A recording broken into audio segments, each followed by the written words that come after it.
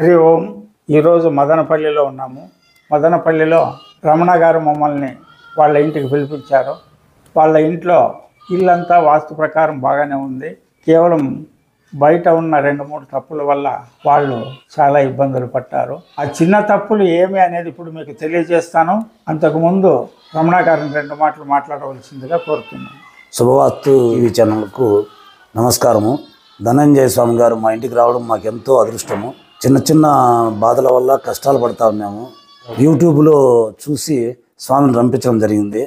మాకు మా భార్యకు చాలా అనారోగ్యాలు ఉన్నాయి. అనారోగ్యాలతో చాలా బాధలు పడుతూ ఉన్నాము. దానికోసం ఈ యూట్యూబ్ ఛానల్ చూసి స్వామివారిని ఆహ్వానించినాము. స్వామివారు వచ్చి మాకున్న చిన్న చిన్న తప్పులని చెప్పి ఇవన్నీ సరిచేసుకోమని చెప్పినారు. ఆయన చెప్పిన దానికి మాకు సంతోషమైనది. అవి రెడీ చేసుకుంటామని స్వామివారు చెప్తున్నాము. థ్యాంక్స్. శుభవాస్తు ప్రేక్షకులారా, చిన్న పొరపాట్లే పెద్ద ప్రమాదాలకు దారితీస్తాయి. అనారోగ్యాలు, ఆర్థిక నష్టాలు వంటి ఎన్నో బాధలకు గురి చేస్తాయి. దోషాలు ఏమి అనేది మీకు ఇప్పుడు ప్లాన్లో చూపిస్తాను. ఇది వెస్ట్ రోడ్డు, వెస్ట్ వాయువ్యం గేట్ల నుంచి ఇలా ఉత్తరం డోర్లో ప్రవేశం, పూర్ణబాహు ప్రవేశం. చాలా మంచిగా ఉంది. ఇదంతా హాలు. అక్కడ ఒక విండో, ఇక్కడ ఒక విండో పెట్టారు. ఈశాన్య హాల్కి దాని ఎదురుగా ఇక్కడ ఒక విండో లేదు, ఒక చిన్న విండో పెట్టి దాని ఎదురుగా ఇక్కడ ఒక విండో పెట్టమని చెప్పాను.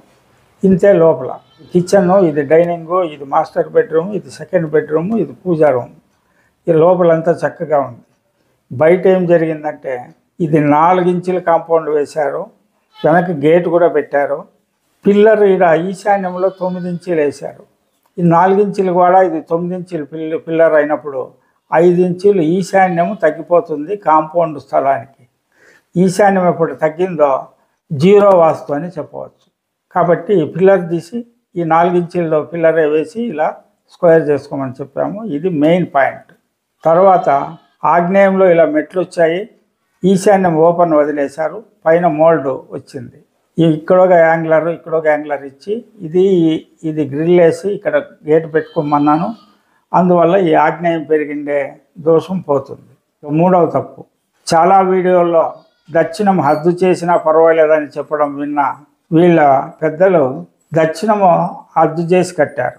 ఎప్పుడైతే దక్షిణం హద్దు చేసి కట్టారో చూడండి, ఇలా ఆగ్నేయం పెరుగుతూ కాంపౌండ్ గోడ వస్తుంది, నైరుతి పెరుగుతూ కాంపౌండ్ గోడ వస్తుంది.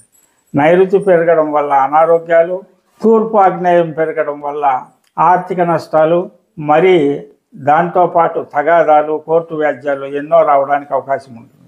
ఇక్కడ ఈ గోడ తీసేసి వీళ్ళదే ఇక్కడ ఖాళీ ప్లేస్ ఉంది, 1.5 అడుగు ఇలా కాంపౌండ్ వేసుకోమని చెప్పాను. దీంతో ఇంత మాత్రం చిన్న మార్పులు చేసుకుంటే చాలు.